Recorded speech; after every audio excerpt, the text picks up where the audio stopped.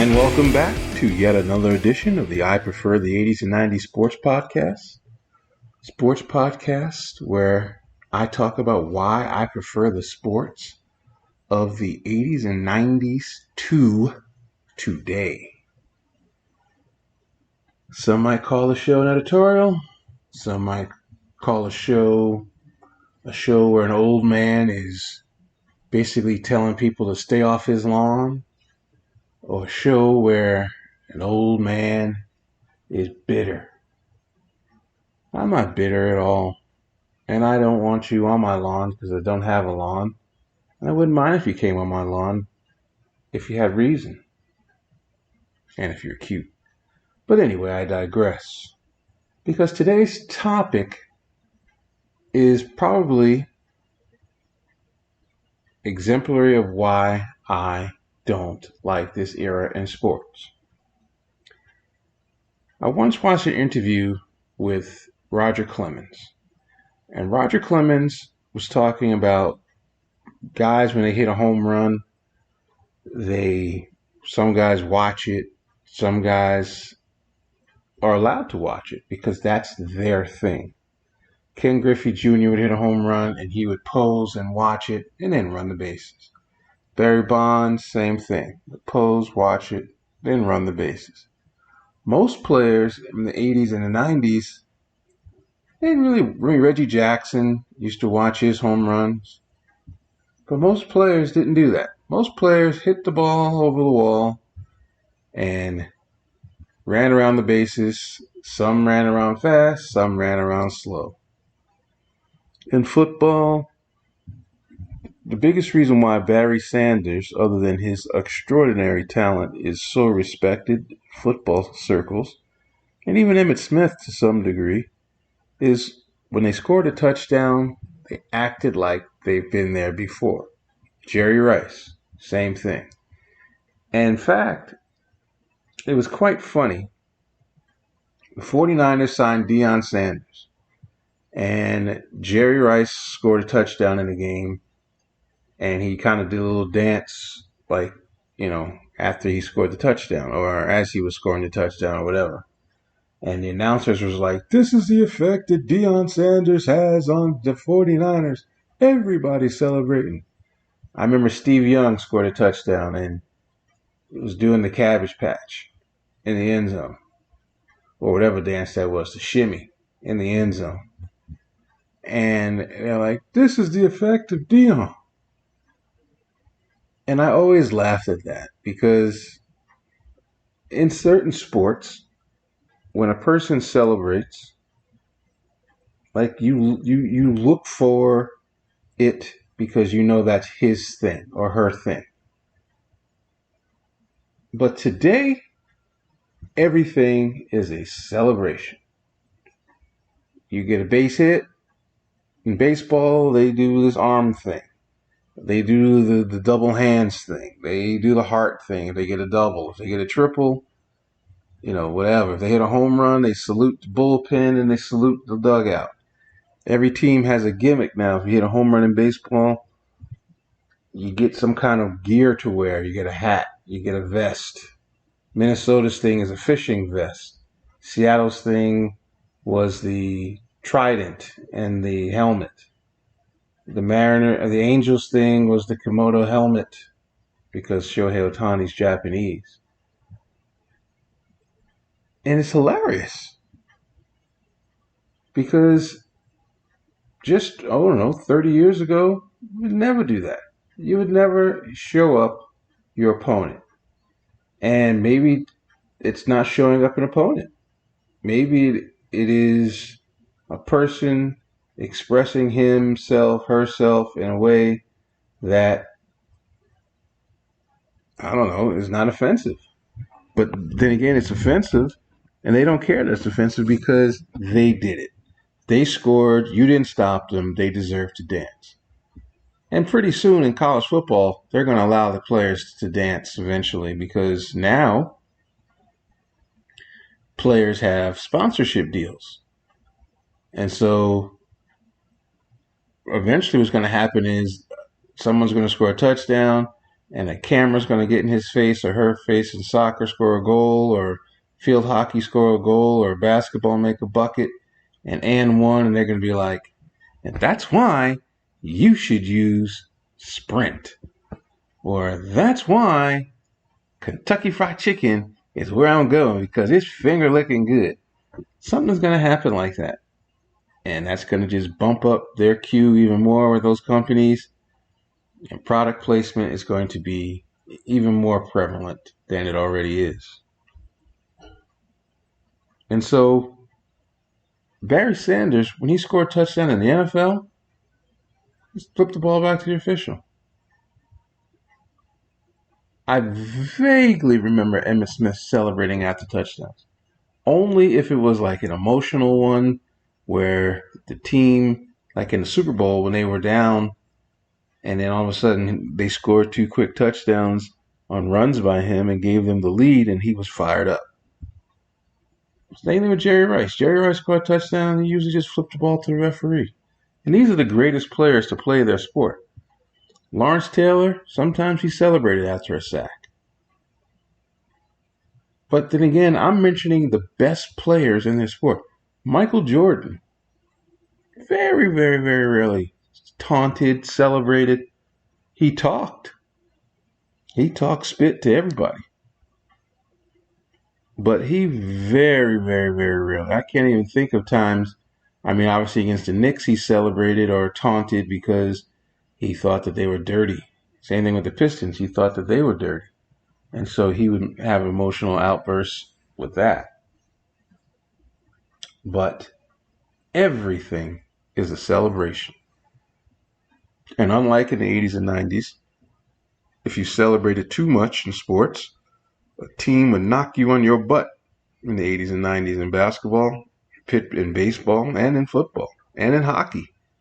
You don't show no one up in sports. You score, you act like you've done it before, you do a little hand slap with everybody, and you're happy. But you don't make a big deal unless you're Wayne Gretzky. You make a big deal because you're the best player in the game.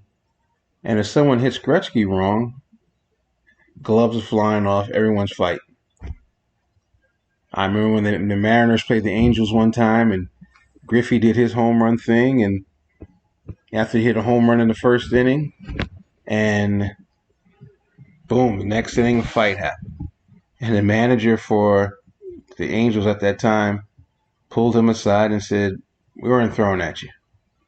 Sorry."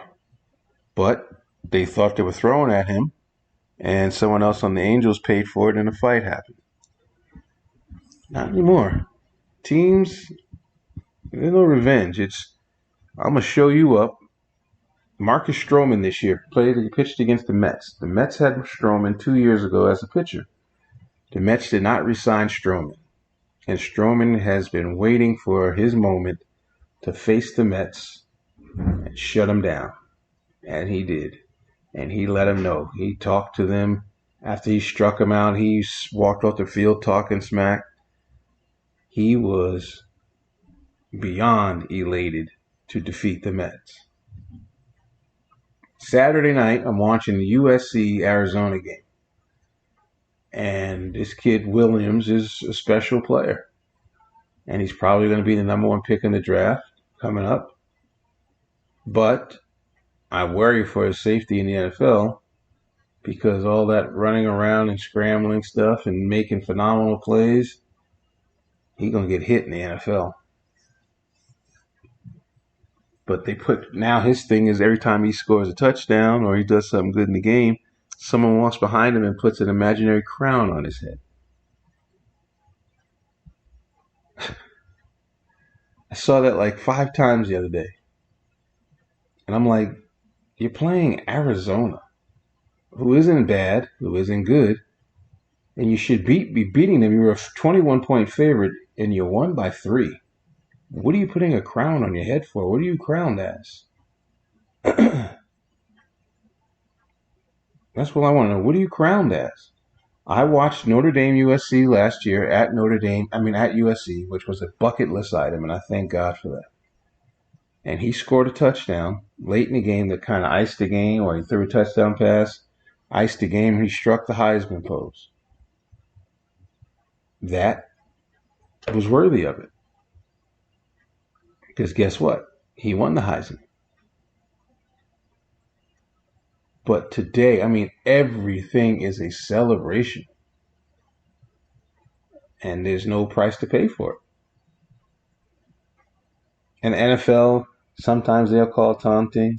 In college, they'll call taunting. But it depends on where you are. And it depends on if you're the home team or not. If you're on the road and you do something maybe a little bit over the line, they're going to call it. If you're the home team and do something over the line a little bit, they may not. But everybody is taunting. And the people who should be taunting, in my opinion, I think pitchers should be taunting. You know why? Because to succeed in baseball, to be a good hitter in baseball, all you have to do is get a hit every 2.5 to 2.8% of the time.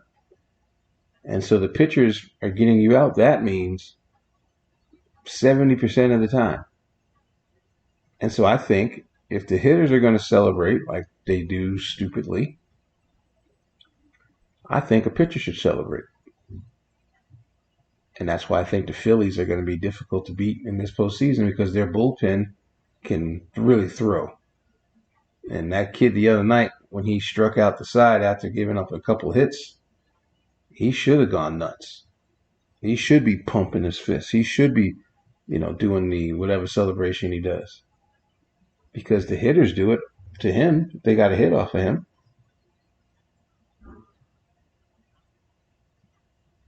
And so you say, so what's your beef? My beef is, why is this all accepted today?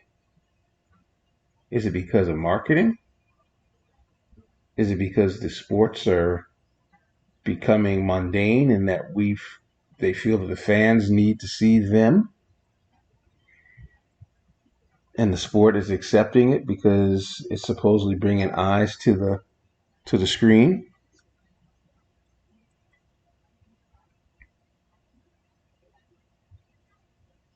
I want to know. Reggie White never really celebrated after a sack. Reggie White was one of the most dominant players in the game. Top 3. LT, Bruce Smith, Reggie White.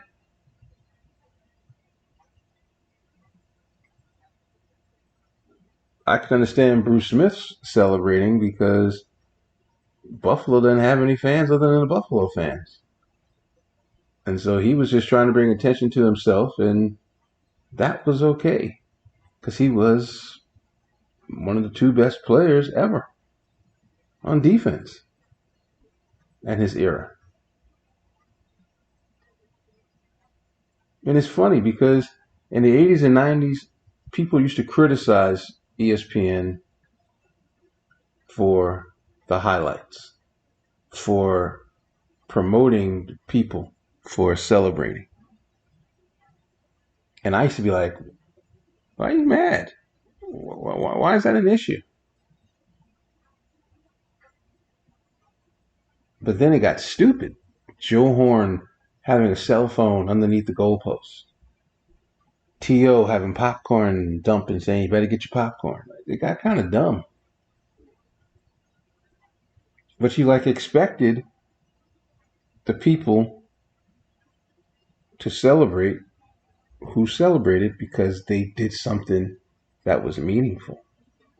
Billy White Shoes Johnson was the first guy who really took it over the top with the chants that he had after he scored a touchdown. I mean, back in the 60s and the 70s, the biggest celebration was the spike. He scored a touchdown and he spiked it. But then players started getting hurt. Butch Johnson, the Cowboys, scored a touchdown and he spiked it and tore his knee when he landed. There was a place for everything, I guess what I'm trying to say. There was a moment, there was a place, and it was the right people doing it. Today, Everybody does it. The number 9 hitter, the number 2 hitter, the number 7 hitter, they all celebrate. In football, the best tight end, the worst tight end, the backup tight end, the tight end's cousin, the tight end's mama, they all celebrate. It's look at my baby. Look at me. Oh, by the way, we're down 48-10.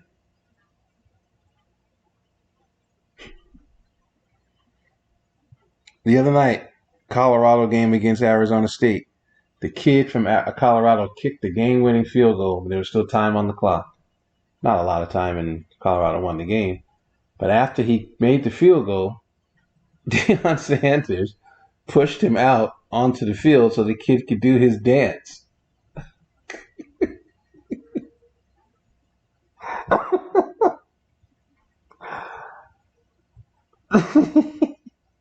You imagine that? You imagine Bill Parcells pushing a player out in the field to do his dance? Bill Belichick, Mike Tomlin, Herm Edwards. So I'm trying not to make it a racial thing. Kevin Sumlin. Get on out there, Johnny. Do your dance.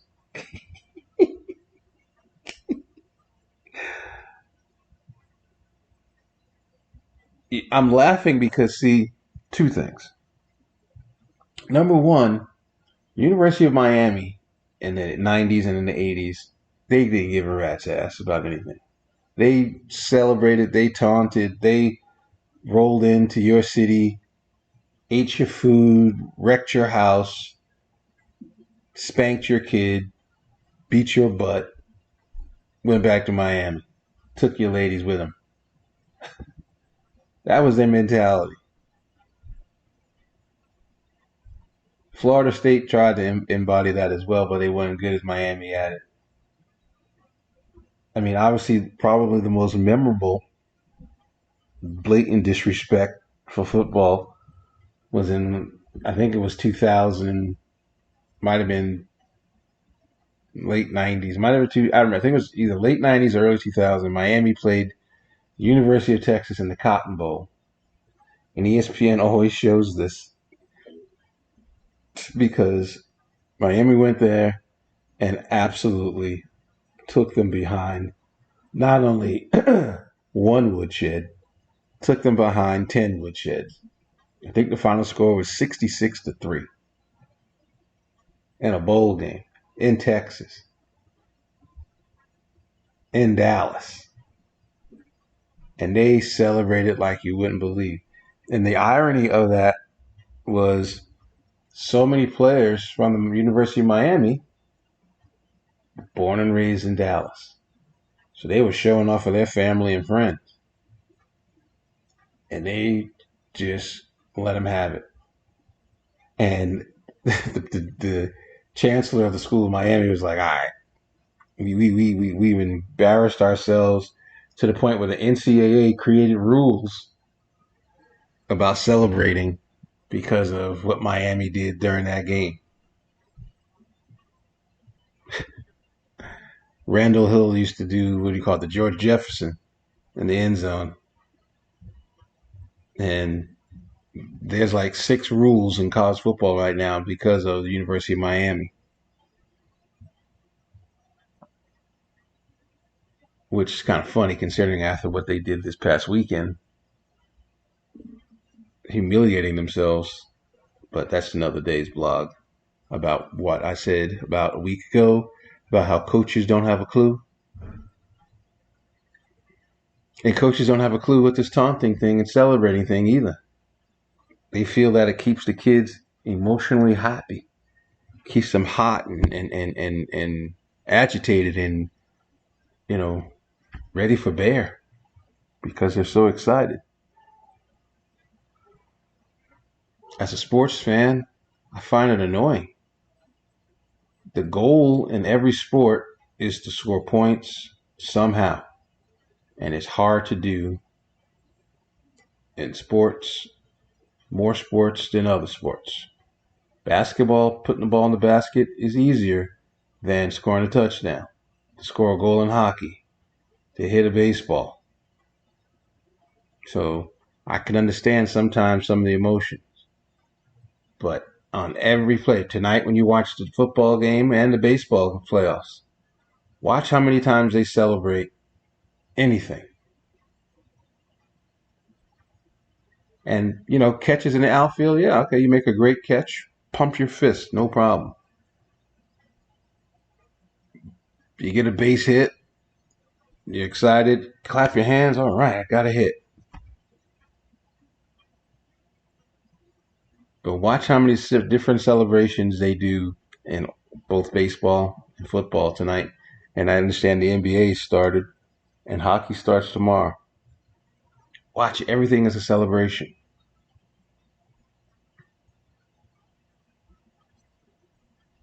And if you like it, hey, God bless you. I don't.